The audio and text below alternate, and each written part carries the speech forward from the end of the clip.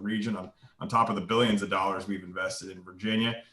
You've probably heard me say this one before as well. If you ever have any issues with your Cox service, please reach out to me. I'm here as a resource. I want to help, want to get things taken care of so you all can continue to have your businesses operating at peak capacity. With that, Dan, I will turn it back over to you. I'm really looking forward to hearing our speaker. Well, thank you very much. We appreciate the support that Cox provides us and HRIC. It's you're a phenomenal regional player. And so we just thank you for your efforts. We know that you help us, but you help so many others as well. And we very much appreciate that. So thank you again, Barrett. I'm not sure if everybody had the opportunity to read Bartos's LinkedIn bio. It's very impressive. I'll just read a couple sentences from it. I urge you to go back and read it. But Bartos is an entrepreneur, visionary, company builder, and senior executive. He has experience taking business from startup to hyper growth, leveraging his experience in entire business operations and delivery ecosystem. He speaks about innovation, disruptive business and technology ideas, and topics that inspire young entrepreneurs. He has co-authored 5 books and over 30 papers and many international reports. And so he's a very, very impressive individual. There's more there. I urge you to read it. But with that, I'm going to turn it over to Bartos for his remarks. Bartos, thanks again for kicking off our Tech Tuesdays program. Well, Dan, thank you so much for this opportunity. Ladies and gentlemen, welcome. You know, every time someone reads my bio, it only proves I'm a workaholic. And probably I don't have a personal life, but you know, sometimes it is what it is. So I'm very pleased to be part of this group and give you a bit of my remarks around the innovation piece. I've been fortunate in my entire life to work around companies, individuals that created and shaped a lot of elements around businesses that we have invested, businesses that we have won, successfully exit. I've done it across the globe. So some of the perspectives and remarks I would like to give you today, it's really not about individual technologies and individual projects, but to give you a lay of the land around where I believe the innovation is moving forward in the context of kind of next thing that we believe will redefine, shape, and improve on everything that we know about what we do in life. So personally, we have invested a lot of money, over $30 million in different businesses. We've run multi-billion-dollar assets across private equity, VC, and other companies, family offices.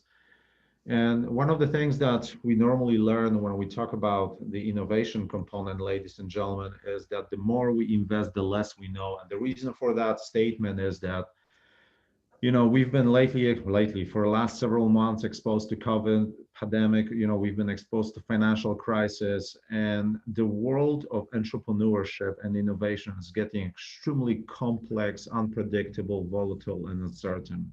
It's really hard today to put money behind the companies across many spectrum because we really don't know what tomorrow will bring, and we have to often build the innovative element of the business, either as a standalone business or part of the Fortune 500 culture, based on a lot of elements that we don't know how they're going to pan out. Also, what is very important when we talk about the innovation in the context of global footprint is that there is today over 100,000 startups across almost any market vertical combined, which means the innovation space is very crowded. Money is not an issue. There's a lot of money on the market when it comes to innovation, but truly making decision around which business to put money in is very much a function of simply gambling and hedging in so many areas and some elements of where the money should be put. So the global context is, for anyone who really looks at the innovation component, is really volatile, uncertain, and very complex. Second element is, ladies and gentlemen, that innovation word and innovative kind of capabilities basically are part of any single business. I cannot tell you how many deals we review, how many companies on the Fortune 500 we work with, where the word of innovation is basically across everything. Anything from SpaceX and going to the Mars, all the way down to, you know, next best toilet paper in Japan that gives you a different experience, which is innovative in the way you use it. And I know it's a kind of a bit of joke, but that's basically what it is. Every product, every service, every business model has an element of innovation. So the context I want to give you is a bit different perspective, truly, where the innovation is shaping the future. So, personal perspective, working across the globe around innovation, the two key components that become extremely important in defining the future of innovation and how and where the money is spent is very much about the access to resources, capabilities, in technological, psychological, social, or any type of, you know, footprint, all the way through the social responsibility. Now, what is very interesting, that historically, if you look at that quote here from MSS research, historically we have associated that quote to developing countries. Countries where basically was a third world country that did not have the means and the capability or resources to compete at the same level like developed countries. What we've seen lately means not only through the COVID, but in the last 5 years, that this quote more and more start applying to countries like US and even developed countries in Europe, because what is happening right now in the context of innovation, we are recognizing that, for example, in the States itself, in the United States of America itself, we have about 47 million people that cannot afford to pay for basic electric bill. We call it poverty of energy. We have about thirds of our population that doesn't have access to clean and sustainable water. Globally, we have about 80% of population that doesn't have to nutritional, quality, accessible food. So what we've noticed in the context of global innovation, that the line between developing countries and developed countries in the context how innovation is being defined, how the money is being spent, and what we are looking for in the context of innovation is changing drastically. So the line is very much disappearing between innovative, basically the developed and developing countries. Second element is, we are observing two very important trends. One, we call it digital Darwinism, and second one is a sustainability of the investment into innovation space. Digital Darwinism means, if you look at the graph here, that technology changes much faster than the social adoption. Social adoption changes much faster than business adoption, and of course, political changes around governance, regulation, technology accommodation is the slowest moving plane of change. And the problem with those four graphs is that since we cannot reconcile the speed of adoption, the scale of adoption, the way we spend money, we are almost into a mission impossible innovation where we know that historical approaches are very much insufficient to effectively address exponential changes around innovation. Let me give you an example. We all get excited about green and renewable and retiring coal power plants across the world without recognizing that the technological change and adoption of green renewable technologies will create a tremendous financial constraints on the business model based on the historical approaches, how we generate energy for not only in US, but globally. What that means, if we today retired a $1 trillion worth of stranded asset, coal power plants, our business models and regulatory regime is set up in the way that all of us, we pay for that early retirement, which means the business change or the technological change and progress does not aligns in the context of financial constraints that is tied to the innovation, specifically in this case to energy space. Another example of technological change versus social change and political adjustment. We all get excited about electric transportation. You know, we know that the future of electric transportation is here, it's going to scale and it's going to grow. We have a lot of corporate responsibility around basically making commitment to 100% e-mobility, basically electric mobility adoption. We have many countries in Europe, we have California that basically are putting policies of completely obsoleting EEC type combustion-based engine from the streets, and yet we don't have on the technology side enough natural resources to build enough of lithium-ion batteries, and we're looking for other alternative means to sustain the potential adoption scale of something that is going to and is defining the future of what we do. So historical approaches are very much a hindrance in the context of how we look at the innovation. Second element, return on the investment versus life cycle. We have a lot of innovation around what we call a soft asset, software, artificial intelligence. We look about alternative monetary systems that basically is going to redefine how we pay transactionally. We are creating what we call a transactive-based markets on the assets that are soft assets, which means we have a huge disconnect between the new return on the investment for assets that we are doing on the innovation side versus life cycle of the existing assets that we have been deploying for the last 20, 30, 50, 60 years. And we don't have a good path to reconcile that specific conversation when we talk about innovation. Another element is incremental innovation versus step change. What it means is that because of the regulatory regime in many places across many market verticals, the incremental innovation becomes obsolete before the life cycle of the asset or technology we are deploying, which means then we beg the question, should we start looking at the innovation more in the step change and how do we do 3, 4, 5 generations ahead of innovation to make sure that the graphs on the left-hand side, which is, again, it's going apart, technology, social and business, political change, do not spread that fast.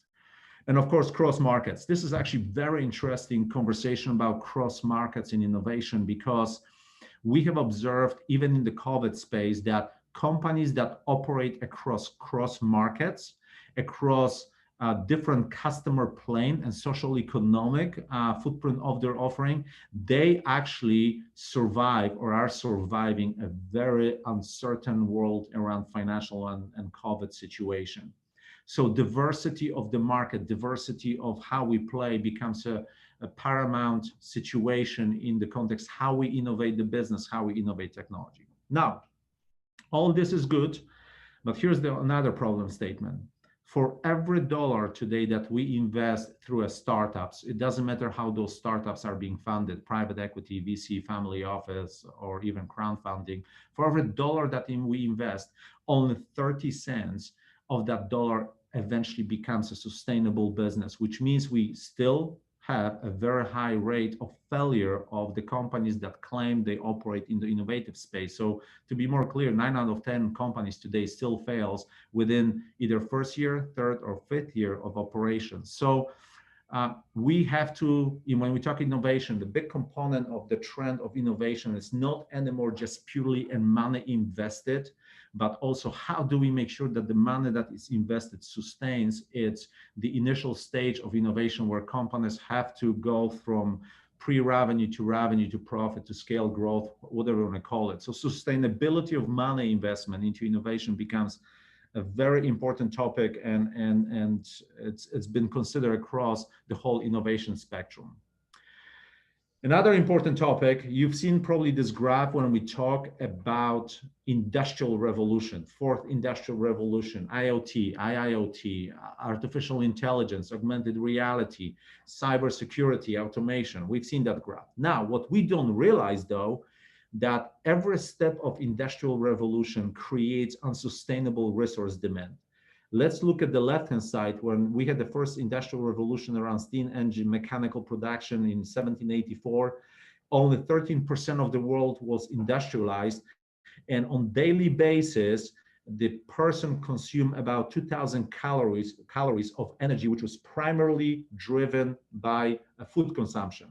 If you go to the right-hand side, if you look at in the simple fact that we believe by 2030, about 2.5 billion of new middle class will be industrialized, primarily in the emerging economies. We look at the speed of adoption and progress of China, GDP per capita versus the first and second industrial revolution, from 150 years to 50 to 15 years, which is the accelerated, what I call a development and progress stage. And if you look at the fact that just in US, middle class member uses about 200,000 calories of energy a day, which is 100 times more than in the first industrial revolution. That very much begs the question that we don't have today enough natural resources. The resources in the context of scarcity, substitution, and waste elimination becomes a tremendous element of how we look at innovating, the whole element of circular economy. So we do have to start looking at the resource utilization, resource consumption, resource innovation in a completely new, different manner. Well, let's consider the following thing. We believe that in the next 5 to 7 years, the first generation of wind and solar technologies will be coming out of life cycle in the context of lifespan of the technology. Today, we have used a lot of natural resources to build both wind and solar technologies, and yet we have nothing right now on the market. We have some what they call sprinkle technologies and approaches, but we have nothing on the market to properly address second lifetime of the technology, recycling, circular economy around the technologies that we have consumed already over the period of 20 years of asset. So the element of consumption substitute and waste elimination of the resource become a very important element of how we look at the innovation. Countries that invested heavily into innovation, even before innovation was what I call a fashion statement, which is about 10 years back, when innovation was still in the infancy stage, where we really didn't know how we are going to spend money, where we're going to spend it in the context of global innovation. But the countries that have invested at that stage, and those countries are listed here on this diagram, those countries today benefit that anything they do, they actually can leverage any type of innovation across markets, human capital, environmental elements to strengthen their basically competitive advantage, which becomes a predominant element of how we look at innovation and where the money should be spent to really keep the countries, competitive, innovative, ahead of everyone else, which is extremely paramount in the context of even what is happening with COVID and financial crisis right now. Moving on, interesting trend that is developing and emerging right now is that anything that is digital and virtual becomes, as well as mobile and edge, becomes a natural accelerator of the trend of innovation. This graph is very important because on the one hand side, on the right hand side, you see the countries that are listed kind of, on a different scale. On the left hand side, actually you have a number of generations for low income families to reach average income level. Innovation becomes a conversation of how many generations it will take to spend money into innovation to increase the average income level from low poverty level, below the poverty level, to mid level capability. So innovation is not anymore a conversation of technology, it's a conversation of social empowerment, conversation of income, conversation of equality, which again, it's becoming extremely predominant in the context of, the new generation, all the millennials, all the X, Y, Z that are coming and basically redefining the way innovation is looked at. Like for example, today I had a very fascinating call. I do some mentoring of some startups all over the world, and today I had a call with the company from France that is innovating in the area of content management, and for them, technology is irrelevant, making money is irrelevant. What is irrelevant that the people that they employ, the people that they provide their content can benefit in the context of potential income generation. So again, the mindset of innovation is definitely changing with the generation we see that is coming. Another element is, of course, digital skills. And I'm not talking about digital skills because of COVID and we moved our classes to a Zoom meeting. I'm talking that digital skills is very important in the context of empowering those who are remote, those who don't have an access to natural resources, natural capabilities at the place of their living, and basically enabling the entire educational element where you truly get trained not for the degree that you have, but for the skills that allows you to create a circular economy, which means selling goods and services as a distributed multi-sided market capabilities. So of course, there are some countries that are well prepared to it, primarily Scandinavian countries. We have Switzerland there. But again, the country that masters digital skills in the context of innovation, they definitely create an advantage of economic empowerment and creating competitive advantage at the country level or the region level, wherever they exist. Funding, this is a fun topic. Generally, funding is not a problem. There's a lot of money on the market that is available to any companies within a different scale of startup or pre-revenue, post-revenue. What we are observing that we are actually moving away from the time when traditional corporate government's balance sheets are required to fund innovation. What I mean by that the whole concept of crowdfunding is growing exponentially, and actually it is anticipated that either this year or next year, crowdfunding as a global funding mechanism will outpace all funding that is coming from private equity, VC, and family office, which again, that brings a completely different element of why people are investing. It's an investment for benefit. It's an investment for social responsibility. It's an investment for a good of the human being rather than purely a stakeholding in the company that the investment is being made. That's a huge trend because again, it indicates the flavor of innovation and companies that are being created around that specific mechanism of funding. Often when we invest the money, we look at certain indicators that are important to us, not in the context only as an exit strategy for business, but truly where the money eventually is going to land its place in the context of what I call a hard asset. One of the observations that, one of the directions we see that we're moving away from a typical return on the investment funding for innovation and moving more into hardcore asset. More and more people are going into a space where they want to put money into innovation, and that money will reside within innovative entity for the 10, 15, 20, 25 years. What that means, more and more innovation money is being placed into what it's called generational welfare building capabilities. Why this is important? Because if you look at some trends from short-term innovation indicators from that is worth our attention from global innovation indicators, you will see that the money to fund innovation ventures is drying up, but it's not drying up that it's not existent. It's moving to the crowdfunding opportunity.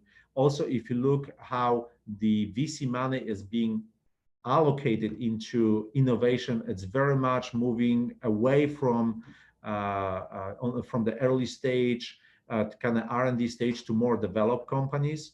Also, part of the COVID, we see that there is a lot of innovation change in the context of some market sectors like health, education, tourism, and retail, and that drives a lot of distributed virtual type capabilities around innovation. China becomes still as a predominant player when it comes to patents, utility models, trademarks, industrial design, and creative goods export. Why this bullet point is very important?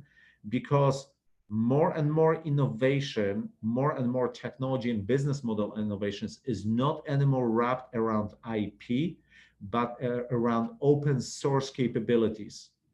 Basically, I will create something and I'll give you an opportunity to build on top of that, regardless of the impact of my financial performance, if that model gets expanded, modified, and the new business creates that impacts my financial performance. So IP becomes less and less important in the context of many innovative ideas that we see on the market. United States is still one of the largest top science and technology cluster in the world. Of course, we're competing with a couple places in Europe. We are competing with Singapore. We are competing with Hong Kong. We are competing definitely with China as a mainland. But we still have this kind of edge on the technology development piece. Brazil, Mexico, and Argentina are very hot global R&D companies in the context of R&D companies co-locating business there. That's an important element. India is definitely a third most innovative lower middle income economy in the world. Why that statement is very important? because more and more we try to innovate in the context of middle class and low income class. So the disposable wallet of the technology that we invest is as low as possible. So India becomes a very important playground for cost competitive element of innovation. Sweden stands out for solid human capital and research systems coupled with sophisticated market with innovative firms. This is actually very important because Sweden by itself doesn't have a lot of natural resources, and yet the way they try to bridge the gap between political changes, social changes, corporate changes, and technology changes allow them to truly become a leader, which means they have figured out how to embark on the journey of alignment between the corporate and government way of the innovation is done as an integrated approach that basically, put them on the leading front. The same, by the way, with Singapore. If you look what is happening in Singapore, it's remarkable how proper corporate and government collaboration can take the country, 52 years from independence from Malaysia, basically non-existing country, to second largest economy in Asia outside of China within 52 years. Again, that's a great example of innovative spirit and how this can be done, when certain elements align, across corporate, regulatory, or government, social, and a business element. Now, if you ask me, so where is the predominant trend that we see today in the innovation space?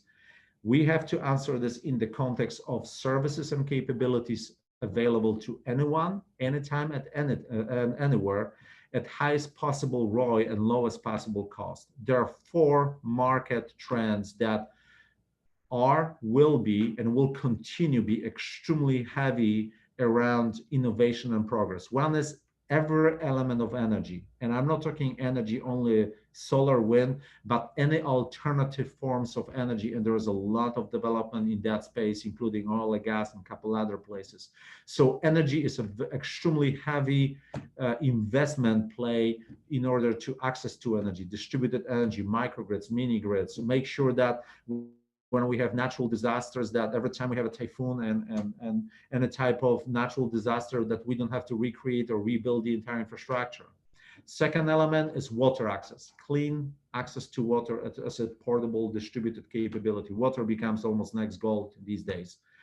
Third element of trend is very much around healthcare. And it's not only healthcare in the context of new COVID vaccine, but truly delivering on the healthcare as a nutritional element. There's a lot of development around healthcare when it comes to obsoleting vaccines and putting together alternative remedies that naturally exist in the habitat around us. So healthcare is a big element of a lot of innovation.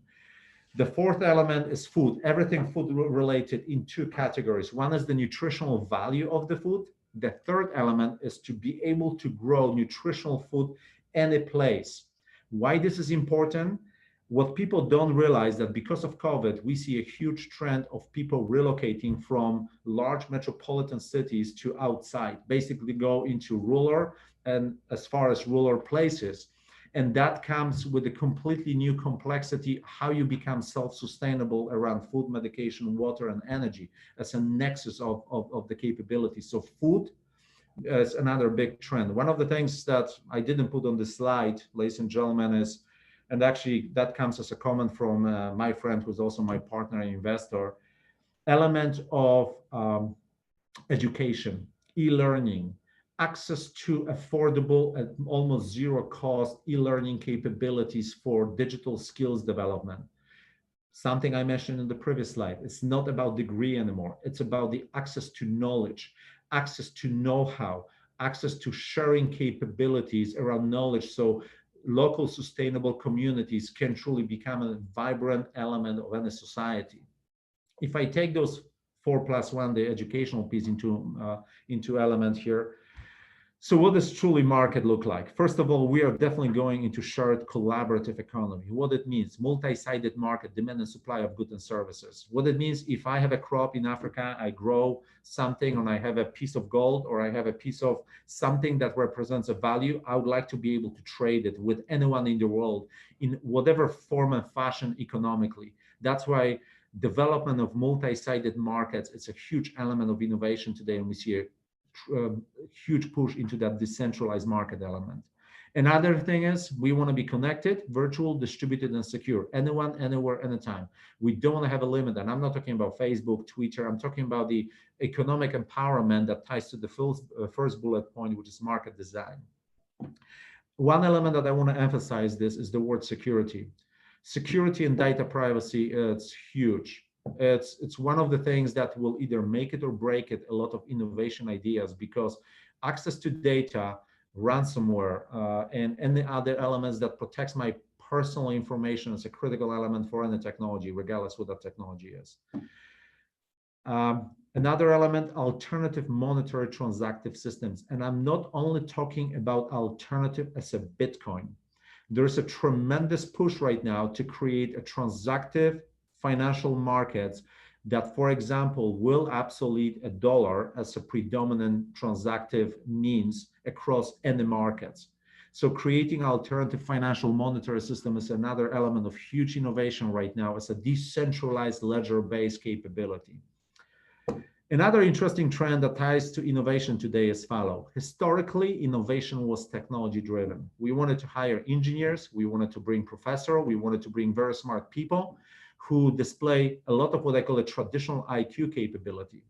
Right now, innovation is less about a hard asset and core technology. It's about emotional intelligence. Human capital becomes an extremely important element in the context how we innovate and what we innovate. So the EQ elements is just growing exponentially, how companies are setting up, how companies are looking at the human factor, how business is being developed, business models are being performed. It's a huge, basically a huge piece of today's innovation. As a closing remarks, I've done this for over now 25 years, and I will tell you one thing, the farther we go with the innovation conversation, the more we often don't know. And it's very easy sometimes to prejudge innovation around what makes sense or doesn't make sense. And I usually tell every single startup and company we work with or whatever we invest the money, that it is okay to challenge and create complete impossible capabilities and models that needs to be proved over time. And we often have to completely disregard how quickly technology markets, regulatory or social planes are developing. You just have to do what you have to do. You have to be creative. You have to take your chances. And from time to time, we hear about companies like Tesla and like X Space and other companies that make a tremendous impact about how market is being designed and built and created. And again, that's truly what the innovation is about. Everything else, ladies and gentlemen, it's a noise. It's just simply a fashion statement. Dan, with that, I want to kind of pass back to you. Bartosz, thank you very much for your remarks there. They were very thought-provoking, and I appreciate you taking the time to do this for us. So I've opened up the chat session to questions, and let's see. One question, your comment of not wrapping innovation around IP, but open source, maybe think of examples like OpenAI, who publish access to their AI models through API with innovation products. Companies like them and DeepMind are putting out. Where do you see the US stacking up with other countries in the race to AGI, artificial general intelligence? That's question number one. Personally, based on where we invest money, where we see we are behind. We are behind Asia, specifically around countries like China, Hong Kong, Singapore. We are a bit behind with Europe. And the reason I'm saying this is because those countries truly invested a lot of money in AGI historically in the last 5 years. And in my opinion, we have some catching up to do in the context of truly becoming innovative in the space. That's my 2 cents. I don't mean as a personal comment. So this is just my feedback based on what we see and what. Fair enough. The question came in, but I've jotted down the same question, so worded differently. But basically, it was, where do you find the U.S. And I understand via your answer that we are generally behind Asia. and what do we need to do in terms of investment dollars, education, to achieve our leadership position that we've held in the past and lost. We are too divided in this country.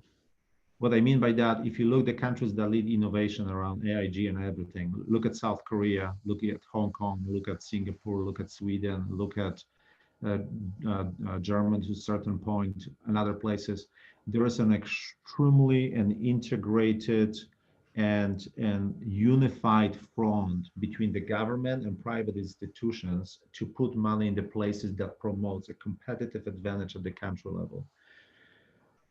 Here we have states like California that leads in so many different ways. We have a couple other places that lead in a couple other places, but we, and this is my, ladies and gentlemen, this is very much my personal feedback and level of frustration.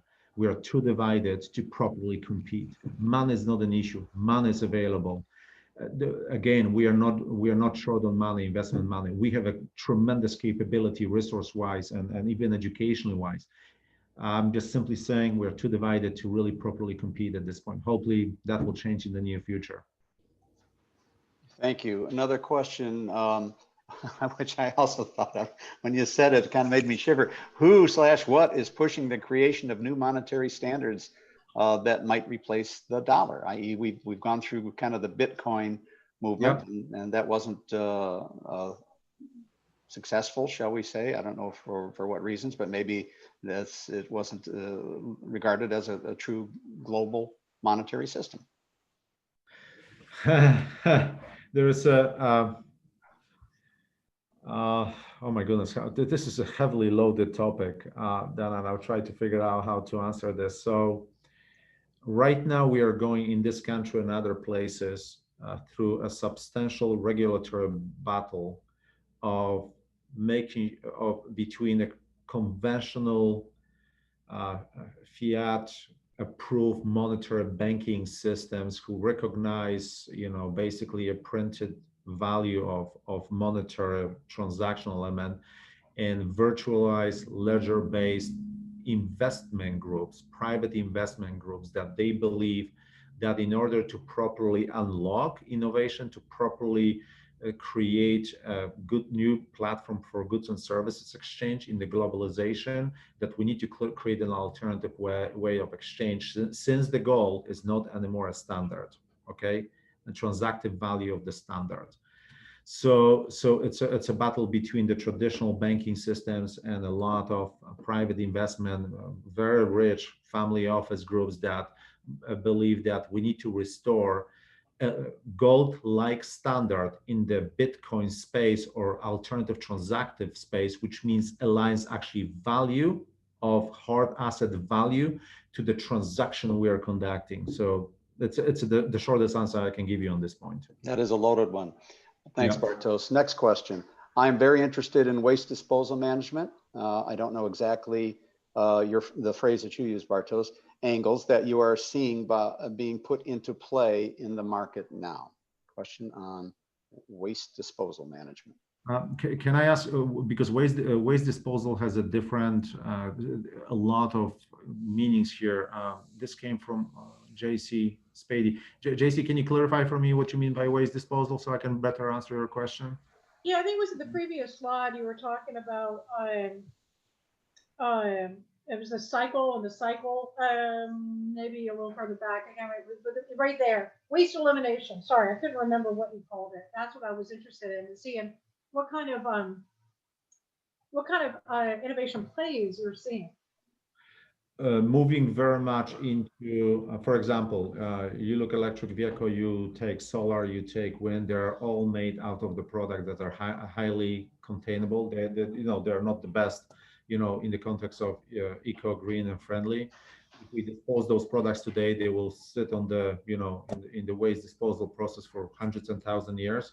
So what we see in the waste elimination element, how do we create the processes to either recirculate the components of the product that we've used to create something that is very unsustainable and not green, How do we dispose it to create a second life cycle of that product? So for example, can we leverage energy storage batteries like lithium ion to utility applications? Can we use a carbon fiber that we use to make a wind blades to something else, to other product creation?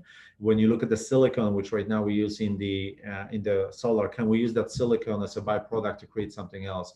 So very much taking all those minerals, all those heavy pollutants that normally exist, in the nature that we use to create what we call a green product, and recycle this either through elimination to recreate the product.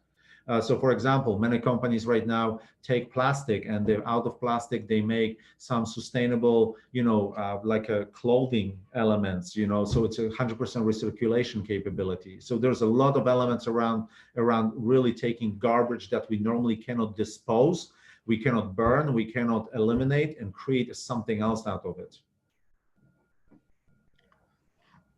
CJ, I hope that answered your question. Next question. Let's see. I agree about not investing in protecting IP.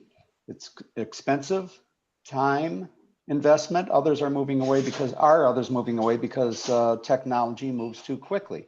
Is it better to get to market? Why are others dropping it? Just move way back. Technology moves into quickly, better. Tracy, I need to understand better. Can you help me elaborate on this question, Tracy? I want to make sure I understand what you're asking here. Yeah. Good afternoon. I thought you said people weren't investing that much in IP as much. Like it wasn't something they felt they had to do as much. And I kind of feel the same way. I'd rather get to market. It's expensive. It takes years, to protect for patents.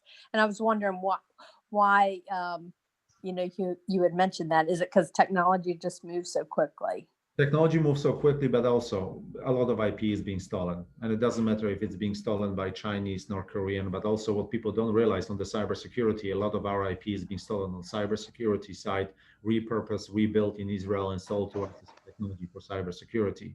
Let me give you an example of what we did in GE years back. In GE, we were approached to create a factory in China to basically manufacture some products. It was cheaper and better for us to expose IP to Chinese market and innovate fast enough that rather than creating a protection on our IP and spend a lot of money into that process. So IP is becoming less relevant because of the speed of adoption and the fact that IP, if something needs to be stolen, it will be stolen. Ladies and gentlemen, I want to make sure it's clear. If there's an IP of value, it will be stolen at some point. So the only defense really to manage the sustainability of innovation, you have to innovate fast enough. You always have to be ahead of the process and what you do. That's the best strategy. Plus, IP, Tracy, you're right. It's very expensive to properly, design the IP, litigate, and do it, especially on the global level.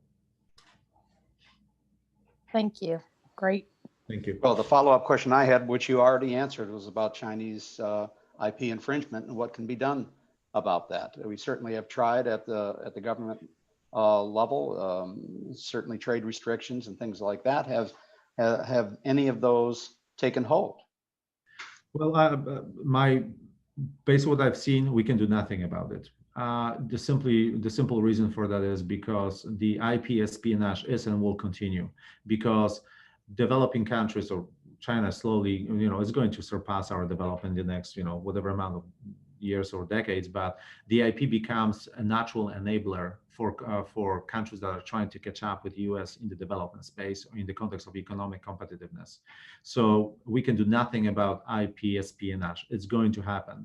That is why, again, I tell every single company we work, every single company we invest in is invest in the know-how, invest in human capital, invest in being always at the edge of innovation, always being faster than market or what your potential competition may do, regardless of the IP espionage.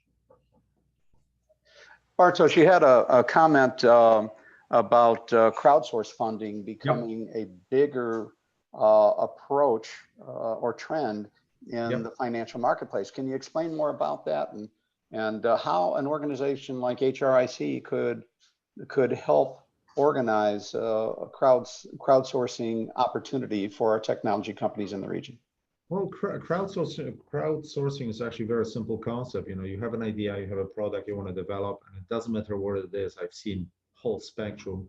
You go to the platforms, you go to the organizations that are accredited to the crowdfunding, you put the product or you put the idea on the side and you say, you help me raise the capital. And usually it's a benefit base, which means for every $5 that you invest, I'll give you a cap. For every $50, I'll let you talk to my CEO. And for every $1,000, I'll let you talk to one of my board members. Again, there are different reward type elements, and that's how you raise the capital. Which means you're preserving your equity element. Second of all, yes, you have to deliver on that whatever the benefit is, but it's a very simple form which eliminates a lot of problems with traditional capital raising, where it takes you months to close on the deal. It takes you months to go through the due diligence. Then you have to pay, finder's fee on every money you secure. Then you have to make sure you comply with the SEC regulation if you go beyond specific investment range or how you raise the capital. So it eliminates a lot of complexities around equity, process, and compliance. For you guys, you probably work with a lot of companies, or you have companies, even the fact that we have this conversation now, you work with the companies where you could potentially become a broker and say, hey, listen, we have the following companies, let's bring them to a great crowdfunding, platform. You're part of the process and you can, promote, you can potentially make some, money along the side. And there's a way for you guys to play with that. Well, it's a fascinating idea. It's something that we have discussed a little bit about at some of our board meetings, but certainly something that I think we're going to continue having a dialogue about. We think it's important. Yeah, Dan, listen, I've observed you guys. Again, I've been part of a couple of events on your end. You definitely have a potential. It's just, the question is how much appetite you really have to bring forth companies that can go through the crowdfunding process. Yes. So, well, I've asked the group for any more questions. We're in the final moments, so unless we'll just give it a couple more minutes. But if we don't see any questions soon, we're going to say claim victory here, and thank Bartosz for participating and as our keynote and launching our Tech Tuesdays program. So last call for questions. That is it then. I think we're going to call it a wrap.